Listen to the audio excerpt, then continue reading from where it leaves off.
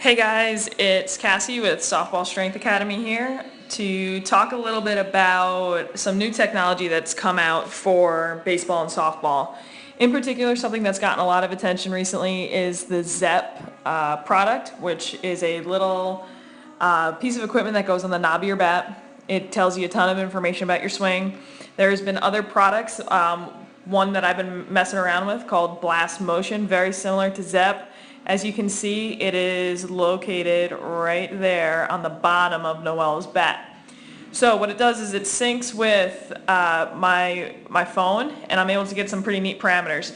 Now, this is something that people have that has caught a lot of attention lately. However, a lot of people don't necessarily know what to do with the data. So we did a little simple test here. So I'm gonna go ahead and play this video out here, and right there it shows Noelle getting a swing speed, miles per hour, of 51.2 using her 34-inch, 25-ounce bat.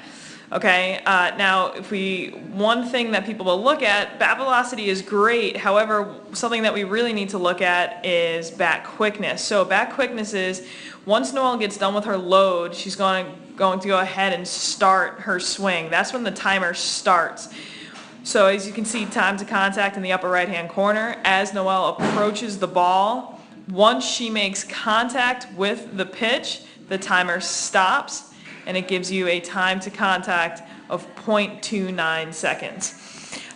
So that's great. Those are two factors. I think time to contact is something that gets a little bit ignored. So we did a little test and a little messing around last night in our lesson.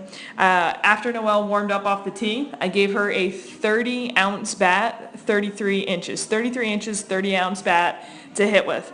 A lot of people try to work with a heavy bat right before they're at bat, when they're in the on-deck circle. So we worked with the heavy bat, and then we went right back to her bat again. So this is her after the heavy bat. You can see her swing speed goes from 51, now she's up to 52.3. So we see a slight improvement in her miles per hour of her bat. Actually, the 5 to 8 swings we took after using the heavy bat, her swings were significantly higher. They were up to 51, 52, 54, 55 miles per hour. However, something that gets very neglected when using the heavy bat, like I mentioned, was the time to contact. So if you remember, she was 0.29 at time to contact.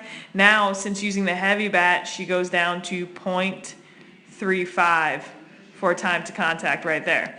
So you ask yourself the question, what's worth it? Is it worth sacrificing that quickness in order to get a little bit more miles per hour? So something that you can see on the graph below that I've posted is how to calculate bat acceleration. Based on research, based on findings, that is going to be something that is most important for the hitter to look at, or the coach to look at, is your bat acceleration. And that is something that we've always intuitively known. It's great if you can have a lot of bat velocity, but if your swing is too long, you're going to swing and miss. You're going to be an all or nothing hitter, right? If your swing is really short, that's great, but if you don't give yourself enough time to generate velocity, if you're almost too quick to the ball, you'll be very consistent, but you'll be primarily a singles hitter. Our goal is to generate as much velocity as we possibly can in the quickest time possible.